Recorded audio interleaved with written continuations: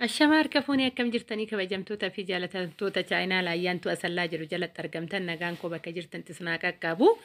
Isiniin jechuun jaalladha egaa gaafii keessan irra qabadde isiniin dhufeetoo jira ka ijoollee baay'een kan nagaafattan viidiyoo kana keessatti wanta hundaayyuu ni argattan gaafii keessan jechuudha tartiibaan isinii deebisaa jira viidiyoo kana obsaan haga dhumaa dhaggeeffadha yaada keessan ammallee koomentii jalatti na barreessuun dagatinaa isiniin jedha.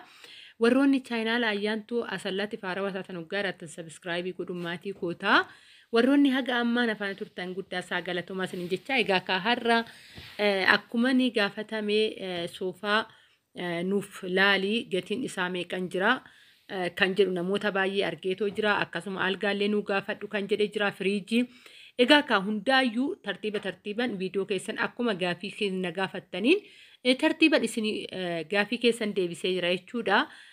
Xiqqoo ka egaa guyyaa muraasa hoggaan turellee dhiifama naa godhaa jaaf qalbii keessarraa na hambisa. Akka yaadanitti miti wanti hunduu kan nama mijatu isiniin jechuun jaaladha. Akkuma argaa jirtan ka egaa liizariin hin jira. Kan uffata itti uffisanii hin jira. Egaa liizariin illee immoo gaafadheetan ture uffata qabaa jennaan eeyyenii uffata chaayinaa keessaa dirjiitii isaanii yookaan immoo bakka isaan itti gurguranii uffata kan liizariidhaaf ta'u.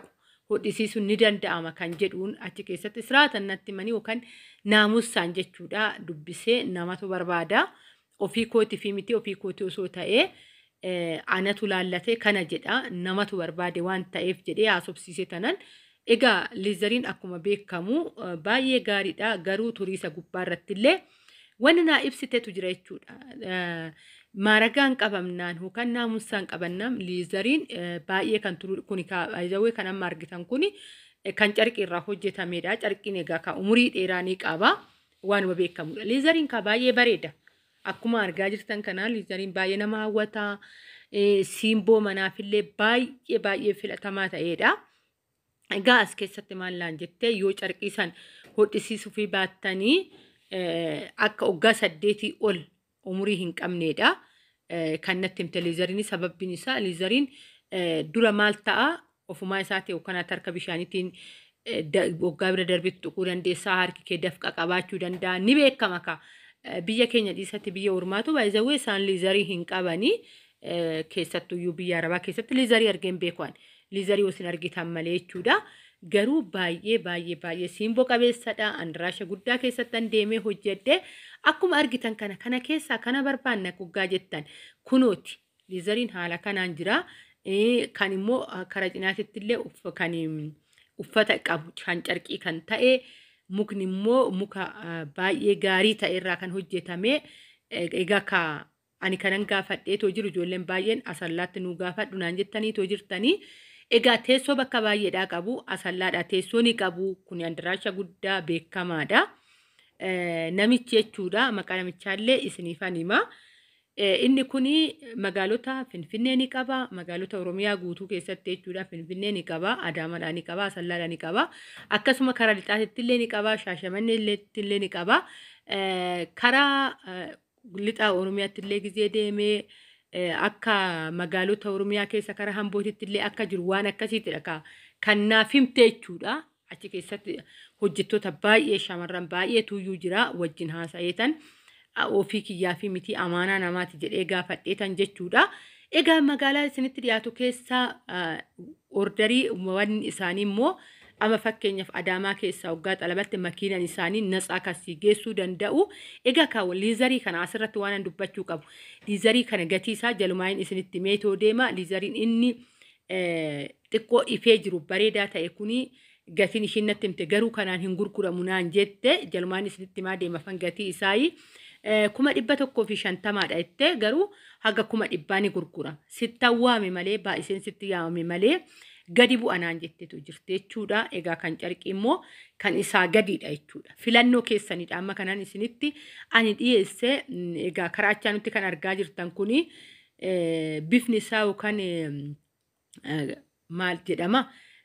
Egaa bifni kun maal akka jedhamee waamamuyyuu hin beeku kan isaa achi jiru liizarii achi jiru kun carqiidha. Baay'ee bareeda. Kan karaa tokkoon masmara karaa tokkootiin kan teechisu afuriidha. Karaa tokkoon abbaa lamaati, karaa tokkoon abbaa tokkooti.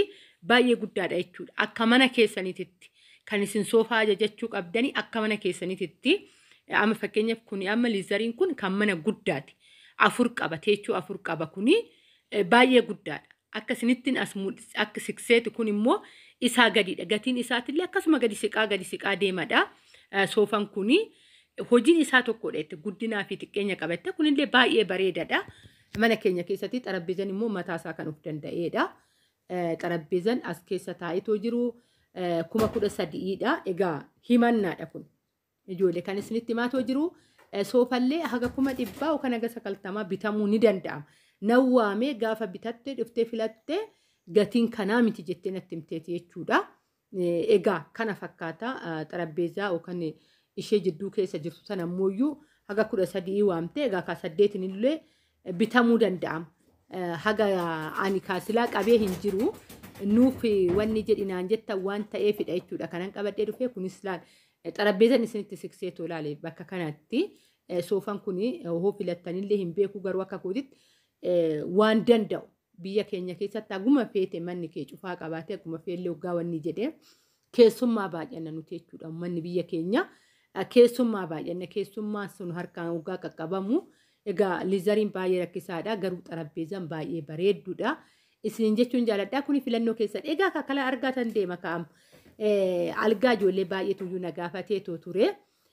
Dhugaa dubbachuuf algaan baay'ee haayiidha. Algaan kan wannidha jechuudha. Algaawwan kun xixiqqaadha kan jidduu keessa jiru kun xiqqaadha. Algaan garuu baay'ee bareedaa ta'ee akkuma mana Arabaa keessatti kan jiru ibsaa bakka lama kan qabudha. Egaa isa kana gatii isaa haga 75 waamte. Haga 75 waamte waamichaadha kunillee isiniin jedha. Akkuma argaa jirtan kunooti. Isinitti buuteetan akka mul'atutti ibsaa duubaniin itti gala sokkeettiin duuban xalafameetoo itti gala. Inni ibsamaa jechuudha. Asin immoo chaarjerii akkuma isaanii sanitti chaarjeeffachuu dandeessa.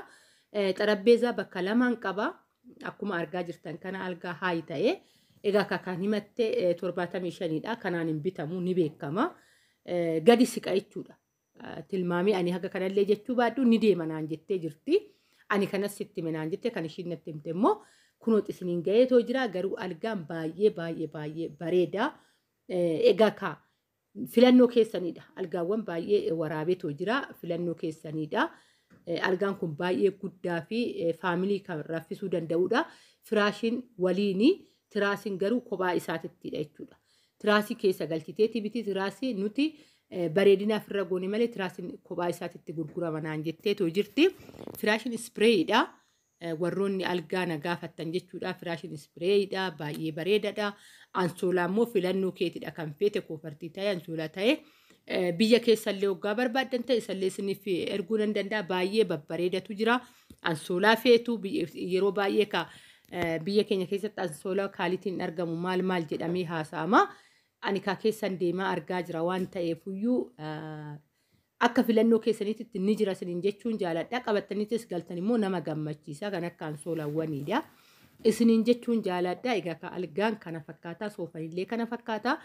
Hundaa immoo ani tartiibaniin hojjedhe akka walitti isin jala amma kamne ijoolleen gaaffiiwwan baay'ee na gaafattanii jirtanii gaaffiiwwan keessan viidiyoon hojjetameetoo jira guyyaa dhangaleessi lakkisa achi jalatti argattu. Akkasuma immoo ijoolleen baay'ee ammallee lakkoofsa koo na gaafattan jirtu. Egaa viidiyoo lama keessatti lakkoofsa koo dubbadhee jira. Har'alee nan dubbadha lakkoofsa kooyi. Duwwaa 945 82 67 45dha. Sagalee kana keessatti ni argattu isiniin jechuun jaaladha. Irran deebi'a. Duwwaa 945 82 67 45dha. Ammallee isiniin jedha viidiyoo sadaffaa keessatti waa'ee bilbilaa isinitti miira. Warri ammallee wantoota biraa barbaadan naaf teechisuu dandeessu saanduqa koomentii jalatti isiniin jechuun jaaladha. Egaa viidiyoo kanarraa sirriitti gaaffii keessan isin deebisee dheena abdii qaba. Gaaffiin keessan kanaafis waa'ee firiijis na gaafattanii jirtu viidiyoon hojjetameera. Gadan isin lakkisa akkasuma waa'ee televezyiinii akkasuma waa'ee meeshaalee adda addaa na gaafattanii jirtanii hundi isaatuyyuu hojjedhee jira. Gadan isin lakkisa as keessatti wal jala isin jalaadha. Yoo kana barbaannallee jettan ta'e kophaatti ilaallachuu qabdan abbaan gaaffii keessanii jedheetan tokkoon viidiyoo mataa isaa danda'ee isiniif qopheessan isiniin jechuu jaaladha. Haala sirriitti mul'atu nanidha. viidiyoo kanan qulqullina qabuun isinii dhiyeessetoo jira. Kunoo kana fakkaata algaan baay'ee ni bareeda jedheetu ani waraabee cinaatti immoo filannoo baay'ee qabdu algaawwan baay'eetu iyyuu cinaa jira. Kan ofii keessanii filattan gatiin isaatillee immoo akkasumatti gadi hiiqadha. Cinaasaa kan jiru amma fakkeenyaaf meetirka 20dha baay'ee xiqqaadha garuu gatiin isaatillee akkasuma gadi deemadha jechuudha. Garuu filannoo keessan isintu beeka saanduqa komentii